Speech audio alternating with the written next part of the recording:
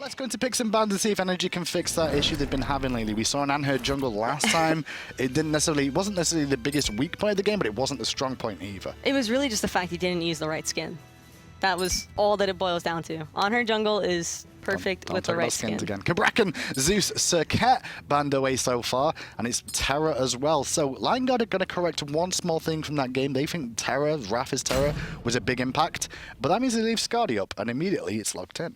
That is a very favorable pick for NRG, considering that Emil is not foreign to the Skadi gameplay at all, and he absolutely loves this character in the duo lane. Poseidon and Hercules again. Ducky really likes that Hercules in the solo lane. It can be flexible towards the support or even the jungle in some circumstances, but most of the time we see him in the solo for now. Khepri and Skadi will be the combo of choice from NRG. And Khepri's really good with immobile hunters, I want to say, because most of the time, when you're a hunter like Skadi, when you're a hunter like a Moose and Carb, ones that don't have any natural escape other than running as quick as you kind of need some ultimates to get you out of that danger field sometimes. What I really like about the Khepri pick is that it kind of negates out the burst potential that Lineguard might have had with this Poseidon, because Poseidon's that, all-in factor. When you draft a Poseidon, you want to draft around it to ensure that you're 100 to 0ing whoever you're engaging on, and the bots, I think, was also a smart compensation factor for Lineguard, because if you have a Khepri CC'd out, he can't save anybody. So both of these drafts are very... They flex off and back and forth between each other, and there's really anything is possible between these two. Well, all will be the choice for FleuryQ here, more than likely. Obviously, with Poseidon locked in, I don't think we should see ShadowNightmare on that. But adapting will go towards Mercury here as well. Very deep, able to go to the backline quite often, and that kind of works out well when you've got a Khepri. It works out well because you also have to consider that Mercury is great at just completely bursting down a Poseidon. Poseidon, while he has a ton of kiting potential with his Whirlpool and his knockback, at the same time, if a Mercury is just ulting you and diving you non-stop, which is what Adapting loves to do on this god, he loves just immediately finding himself as deep into the backline as he can possibly go, because he's relying on the rest of his team to be in your face. And NRG really know how to play off of each other in that manner, and that's what makes them such a strong team. Well, I joked a little bit about Hercules, not necessarily joke, but mentioned that he can play support and he can play jungle. He looks like he could be support here for Frezzyy. Frezzyy is one of the ones that likes to play the warriors, a bit like Trix Tank in terms of playstyle of aggression, and it could be tearing the solo lane for Ducky here instead. How do you feel about the Hercules support coming in this game? We've seen Hercules support from Frezzyy. It really matches his playstyle, and the one thing that we have seen Frezzyy do every single time he goes for this Hercules is pick up that Sunder, and then they roam and look for an early kill. Lineguard love looking for that first blood with the Hercules. If they can find it, it'll be great too. But the problem news is Raff is taking him on a merry tour of the jungle. This is the Gold Fury. This is where our red buff is. This is where I get hit by a driving strike. This is where I get surrounded by 4 people. This is where I dash back to the left-hand side and continue to be chased down. This is where a monkey jumps on my head, and then a guy with a baseball bat continues to chase me. I'm going to die eventually at some point in time. But meanwhile, the collapse is thinking of being happened on by NRG here. They've changed their mind. First blood goes the way of FleuryQ, but at the same time here, Taco, Lineguard are out of position for the first waves now. Lineguard are a little bit out of position, and not only that, but NRG are most likely going to be looking for some kind of jungle invade, and it seems as though Emil won't get as much freedom on this purple buff as he would like, but he should be able to secure this, especially having his Kalar available. Yeah, Frezzyy not having his Sunder available there at the end, but FleuryQ comes in to deny emilitoo getting any of that farm. Only the babies went down. Raffer comes in with the Raft, though, to make sure he secures that, but he's a driving strike, and now the monkey's on his way again as well. Raffer chose the wrong option, but I don't think the monkey, FrostiaK and ShadowNightmare noticed what was going on. Otherwise, they could have potentially picked Raffer instead. They chose the buffs, and I think that might have been the better choice. Everybody was still level 1 at that point in time, and securing the red buff over trying to pick up FleuryQ again, and Ducky can't outrun the speed. No speed. That's what happens there.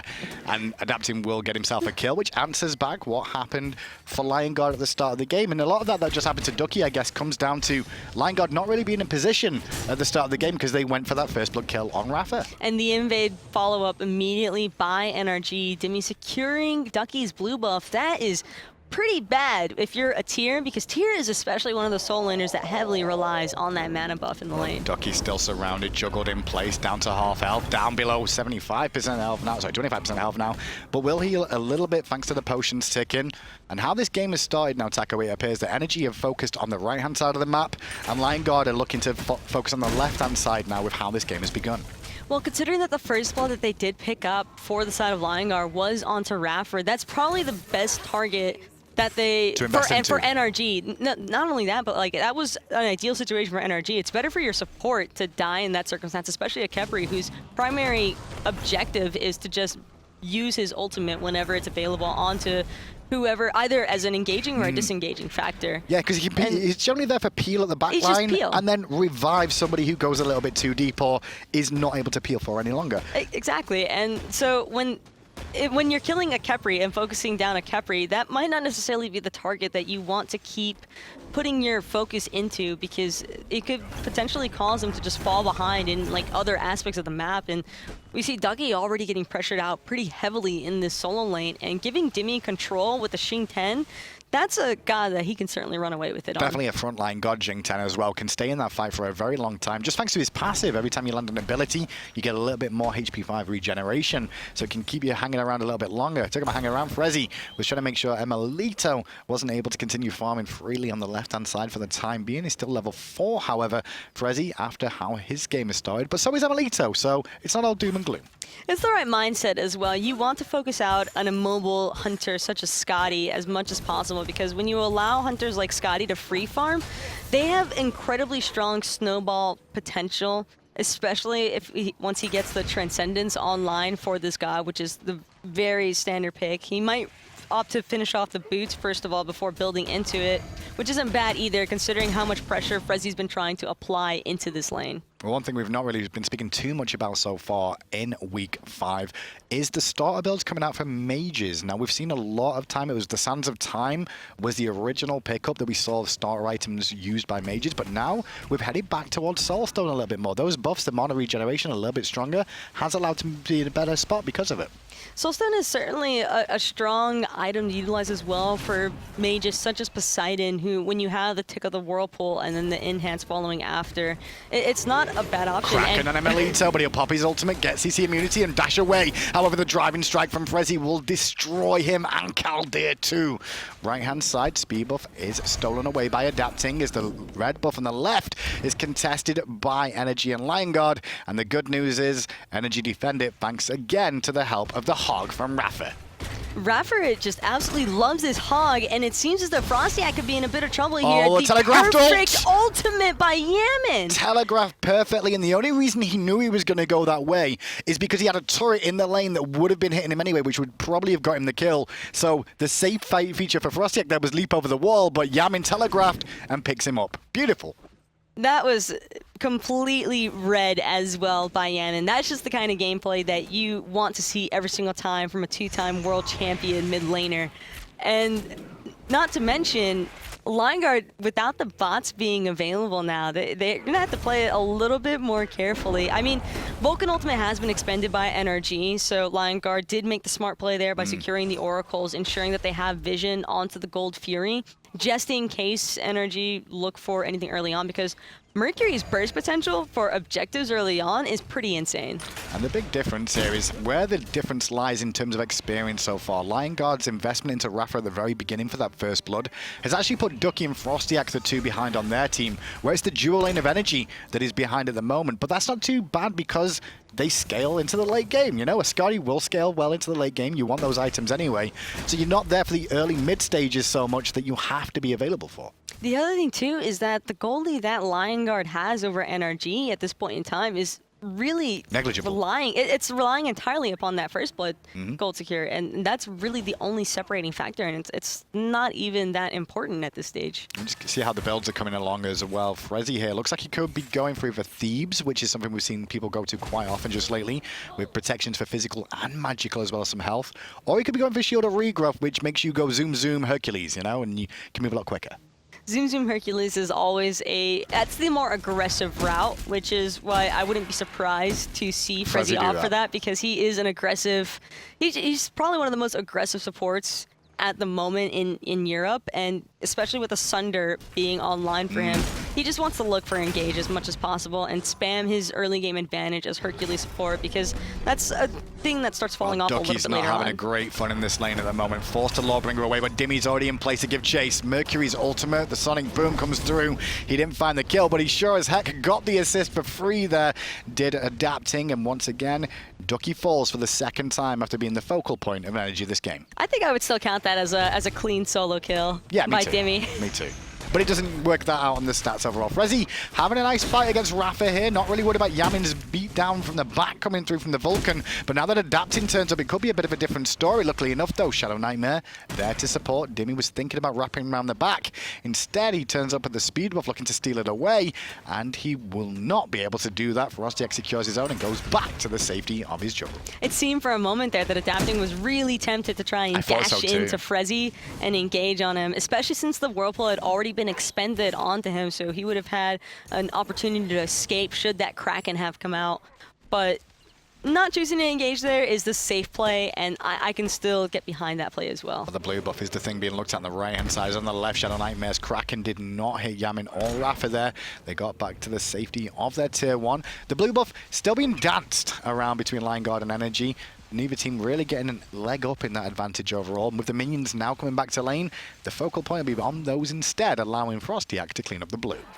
With the Herc Boulder and the Poseidon Kraken being down at the moment for Lineguard, NRG, it would be decent for them to try grouping up in the mid lane looking for a pick or two, because having most of their ultimates available just makes Lineguard so vulnerable, and should NRG find a pick or two, I mean, that's a very, very strong possibility for the Gold Fury to fall down when you have a Vulcan and a Mercury on your side for objective killing and secure. Well, Frezzy's still equal level at the moment up against iRaffer in terms of experience, but his gold difference will be something to note as time goes on. The bottom of the net worth on your left-hand side, you can see Frezzyy is at the bottom. That's because he's gone War Flag and Warrior Tabby. Neither of these items actually generate any gold here, Taco. He's relying purely upon his rotations and leeching farm off of the jungle and the lanes, and that puts so much stress onto a support, especially when you're facing off against somebody who opted for Boomba's Watchers and the Travelers. I mean, iRaffer is just like swimming in gold at this point in time compared to Frezzyy, because while 500 gold doesn't seem that important, it isn't like menial in the slightest. That is a massive gold difference. That's like the start of an item or like a T2 of it potentially, depending on how he's choosing to spend his gold. And iRaffer's build here looks like he's going Hand of the Urchin for his first time. It's not something we've seen too often on supports just lately. It's a very individual item on a support. It doesn't help your team, it's not aura based, but it does give you all the stats you really want. Health, magical protections, and physical that technically scale as the game goes on.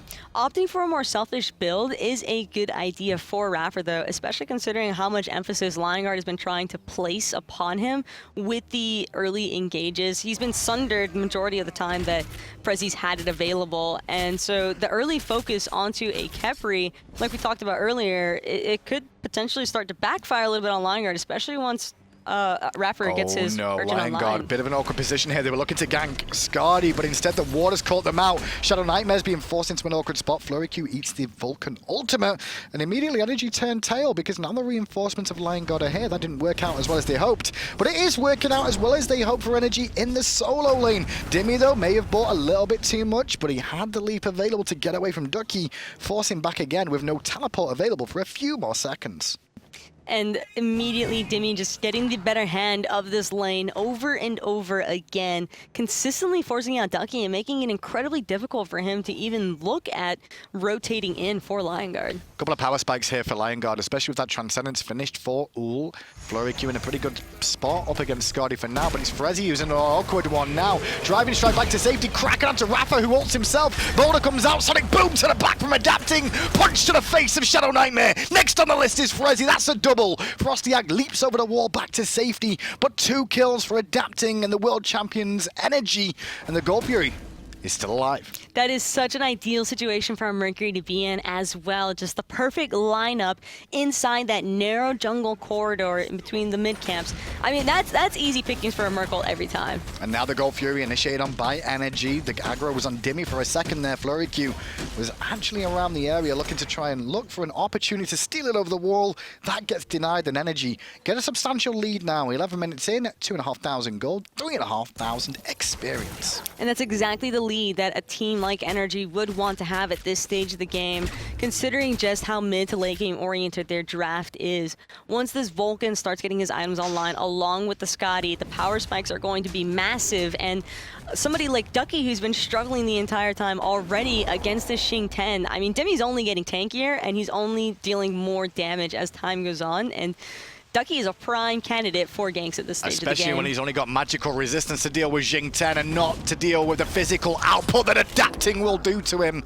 Ducky falls down again, just trying to farm. That's all the boy was trying to do, and they just won't even let him do it. The early stone cutting from adapting, it's pretty greedy considering how much gold it costs, but when you can afford it because you're 4-0 and 1, I mean, you might as well. That power spike is massive, and especially on a god like Mercury, who relies entirely upon his auto attacks, he's chunking hard right now. And the worst thing is on the left-hand side, Skadi started to catch up on FleuryQ now. emilitoo's in a bit of a better position, has the Transcendent stacking as well.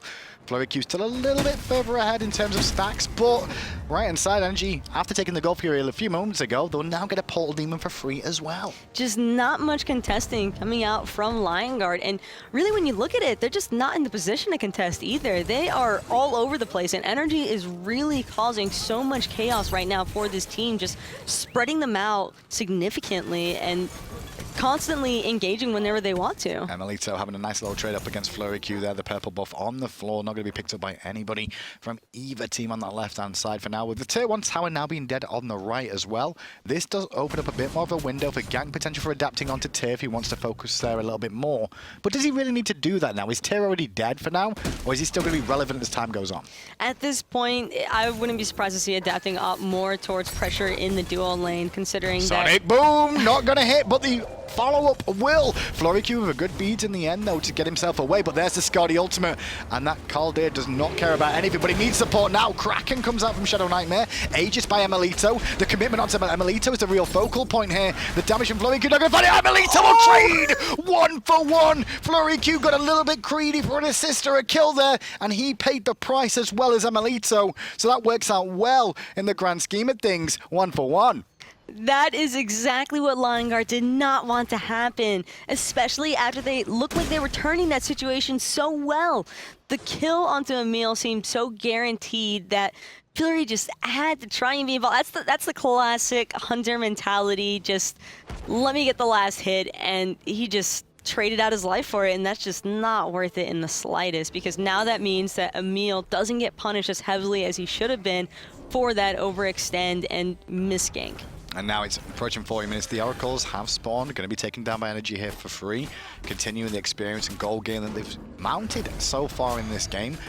I actually thought the start would be completely different after what happened with Raffer. The problem was it just took him so long to kill him, he bought enough time, that it allowed NRG not to really have too much of an issue because of it. I think if anything, that was a more ideal start for NRG, despite the fact that Raffer was first-blooded and fell a little bit behind. Because of his itemization and the build that he opted to go for, he just ended up being on par with Frezzyy the entire time anyway, since Frezzyy was pretty deprived of gold from the initial start of the game. Talk about being deprived, ShadowNightmare lost his red buff there to Raffer on that left-hand side as well, so he'll just pick that one up for himself, and with the Hide of the Urchin now online, picked up a Vanguard as well for a little bit more tankiness as a midpoint opportunity for himself. Meanwhile, his lane opponent, Frezzyy, on the other support, has just finished that Shield of Regrowth finally, but you can see the goal difference between the two is insurmountable right now. And FleuryQ's on the run immediately from emilitoo, who's giving chase. He wants this kill, but isn't going to be able to find it. No Aegis this time, emilitoo. Instead, you'll eat the full force of ShadowNightmare's Kraken and Tidal Surge 2. A nice free pick where emilitoo just overextends. No support from the team. Instead is Frezzyy being invested into. The juggle is good. The heal comes out, but it's still not going to keep him alive. Dimi's rotation will make sure they pick up the kill. Next on the list, after a sonic boom, is FrostiaK, and ShadowNightmare forced to beat. He takes a lot of free poke too. Adapting gets a double kill off that one as well. Ducky to the rescue, maybe. Ducky to the rescue, cancel that. Surrounded, fearless power cleave. Great revive from iRaffer, but the focal point is on the tier 1 tower. NRG will bring this down and continue to gain golden experience. You would think that that kind of engagement, especially after emilitoo falling in between the T1 and T2 towers for Lion-Guard, it would be absolutely crushing, but it didn't even phase NRG. That engagement was completely theirs, and a large portion of that is due to the fact that ShadowNightmare didn't have the Kraken available, so when NRG's diving, they're not forcing out that Khepri ult fast enough, and when the Khepri ult is online for such an extended period of time, it only becomes worse for Lion-Guard, considering that they constantly have to worry about, even if they're about to secure a kill, it won't make a difference because iRaffer is going to be on point 99% of the time, and that's exactly what we just saw when he had the great revive onto Adapting, who I believe actually used his blink to engage onto Ducky. I'm pretty certain that was a blink Mercury. Well, it is a blink Mercury. No, it's not. Yes, it is. No, it's not. Yes, it is. Yes, it is. Yes, I was just checking as well because I was like, was it a blink? I didn't see the blink myself. It looked like myself. a blink, and I was almost certain that he used his blink to engage onto Ducky with his dash on the 3. And I mean, that was great gameplay and a great engage as well by him. It's also funny to see how NRG play, because emilitoo, whenever he gets too aggressive and gets picked, for some reason, it doesn't feel like it's a 4v5 against NRG. It always seems to work out that NRG make a play off the back of his death that works out in their favor. Tactical feeding all the way. Is that what it is? That's what it is every single time. Feeding. They win championships without tactical feeding. Sonic boom on Frezzyy hits him and he's already dead. Only a shield of regrowth still to his name. No real defense online for him. And lack of gold is going to punish him as well because he's still only level 11. You need that second relic and you don't get that until you're level 12. Yeah, Frezzyy dying yet again. That's not necessarily tactical feeding coming out on his end. He is becoming a little bit too familiar with the black and white death screen. And I mean, as a Hercules support, this is the point in the game where you start to fall off kind of hard. And NRG are certainly a team to take advantage of that. From Ducky, forcing Yammyn back. Rage and Steel from Dimi didn't actually hit, but the juggle from Ducky does. Dimi's in a bit of an awkward spot here, but with the thorns on, nobody on Lion-Guard wants to fight him. Vulcan will zone them away, and now the investment on Ducky's there. Kraken hits too, but Dimi's still happy to be alive there on the front side as the tank aggro was not on him either. Meanwhile, while this has been going on, just so you know, that was a 4v5 as iRaffer was not even in the fight. iRaffer didn't even need to be available there, though, for NRG. Just Dimi is so tanky at this point in time that 4 members of Lion-Guard underneath the T1 tower still can't cause him to fall. Well, there's only one person that can really hurt him on this squad. We've not mentioned it. 4 physical on the side of Lion-Guard in this game. The only person that can actually hurt Dimi with a breastplate of valor and a mystical mail is going to be ShadowNightmare. And ShadowNightmare doesn't really want to use a Kraken on a Xing 10 if he can help it. But he may have to. ShadowNightmare wants to avoid that Xing 10, if anything, and with a Gem of Isolation being online for ShadowNightmare now, his primary focus is to just try and drop his Whirlpools to allow his team to get into position to try and find NRG off guard, but I mean, you're right. We really haven't talked about the fact that they have 4 physicals at all, and ShadowNightmare isn't going to be able to run away from adapting this time. Not even going to use Beads or Aegis. Wise not to do that. You were going to fall down anyway, running into enemy territory. So a quick trip back to the base for ShadowNightmare. 35 seconds until he respawns, which is a power play opportunity for NRG once more. And they're looking to utilize that with emilitoo now swinging to the right-hand side, mainly looking for kills, or the Fire Giant. And the Fire Giant should go uncontested as far as NRG is concerned. Lion-Guard don't really have a way to get in there at all. I mean, 10K, 11K gold disparity at this stage of the game. It's a little bit earlier on than what we saw NRG really kick it up a notch from last game, but they are starting to really run away with this. And now with the Fire Giant and Dimi on the front lines, he could tank for a few days under this tier 2 tower, so they're not going to be too upset about this one as it goes down. No backdoor protections available from Caldeir here. The minion wave on the way. They won't need it though. Tier 2 will fall, the first one of the game, the way of NRG, up 1-0. They should give them 3 points here, which is very important for NRG by the looks of how this game's going. Incredibly important, especially considering the slow start that they've had to this season. And it's more so one of those sets that it really gives us a chance to see how NRG is starting to really make their way throughout this season. Yeah, I mean, we've seen a lot of great plays coming from them in their sets in like one game or like another game, but we haven't really seen a clean 2-0 set from them, and it looks like this could be it. And this is certainly the energy that we are much more familiar with, where they just really seem all in sync with each other. Now, if they do win this set 2-0 against Lion Guard, this will put them on 9 points so far for this split, where opposition like Obey, like Dignitas, and like Valence are all above them still with 10 and games still in hand. So an awkward thing to try and get the top 2 spot over in Europe right now. They may still have to fight through the gauntlet, but it's a good sign to show the world champs are still around. Adapting will solo ShadowNightmare on the right-hand side. It was looking to split push by the looks of it there, as the rest of NRG grouping up on the left, looking for the Phoenix. And having the Poseidon not be available for these Phoenix engagements, that could spell disaster for Lion Guard. Fear no evil from FrostiaK hits onto 3, but Dimi's there straight away with the washing machine. Sonic Boom hits onto Ducky mainly, and Ducky's been the focus once again. Juggled in the air, Adapting will clean that one up. Dimi drops aggro from the Phoenix, allowing Adapting to go in and get another kill and force FleuryQ back to the safety of his fountain. The Phoenix, however, that can't go back to the fountain. Instead, that will drop down, spawning fire minions now for NRG on this left-hand side. And immediately their next target of focus is going to be this mid lane Phoenix, and potentially Frezzyy if he's not careful. Just incredibly difficult. Lion Guard have absolutely no way to really try and engage them underneath their own Phoenixes. Very awkward spot now for Lion Guard to be in. Just 1 Phoenix remaining, 3 members alive until the next one spawn in a few seconds time.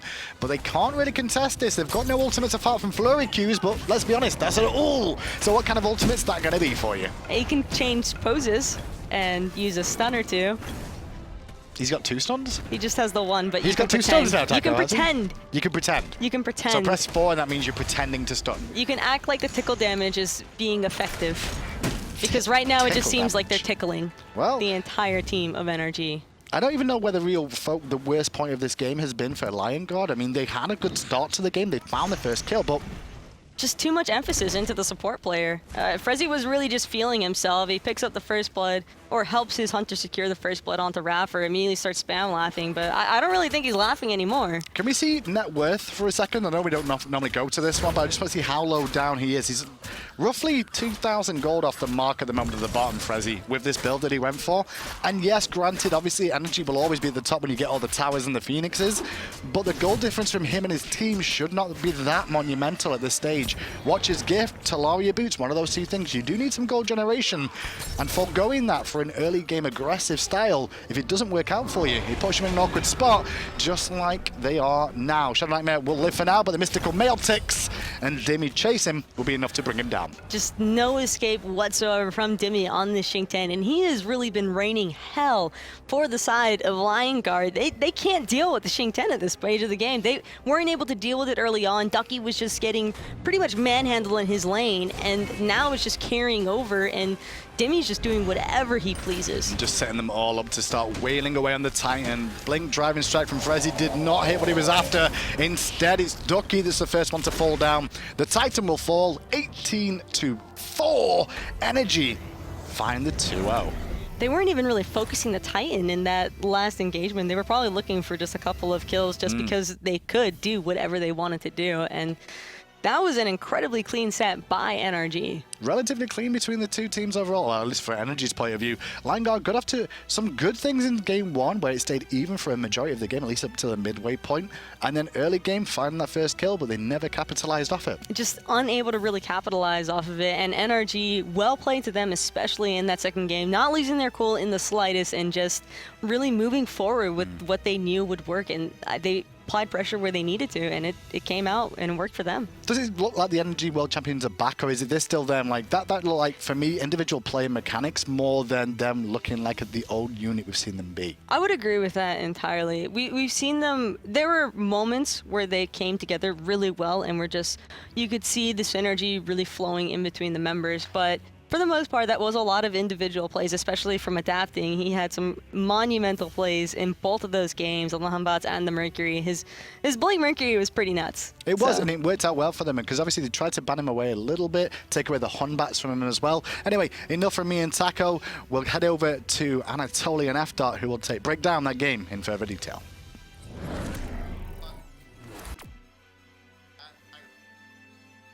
Working out, NRG versus Lion Guard was a fantastic set. We really got to see NRG, I think, return to what we're used to seeing them do. Absolutely. Adapting on the Mercury for the second game was doing great work, despite the fact that the last time he played it was actually against Obey Alliance in the first week, where he had 2 losses. So the fact that he lost those games and still brought it out here in an important Week 5 match just goes to show what a top elite player he is with a lot of confidence. Yeah, I really like to watch the jungler do his thing. He played Mercury in game number 2, but looked strong even in game number 1. Absolutely. He went 7-0-8 without a single death. He had the second top player damage at 15,000 right behind Yammyn that was sitting at 17,000, using that huge area of effect ultimate to his leisure, exploiting the mid lane, exploiting the jungle side at every given moment and opportunity. He found so many picks of every member from Lion Guard just out of position. Yeah, I mean, that's really what you want to do when you're playing the Monkey. You want to absolutely push the enemy anywhere away from where they feel relatively safe, and then really utilize that ultimate to make sure that nobody can really, obviously, escape. Here we see it adapting on the long charge, and then finally finds the kill right there with the ultimate and help from Susano. Right here, we'll take a look at all the numbers and obviously the bigger ones on the side of NRG. Absolutely. It was also a good start for adapting. The fact that the matter was the blue buff invade that happened for Lion Guard Esports was not in their favor. They found an early pick onto FrostiaK and then another early death onto him. So he had 2 early deaths, which means he was 2 levels behind. And on top of that, Frezzyy was also really far behind as well during the mid game, which allowed NRG to get a free uncontested goal here after the pick onto FleuryQ.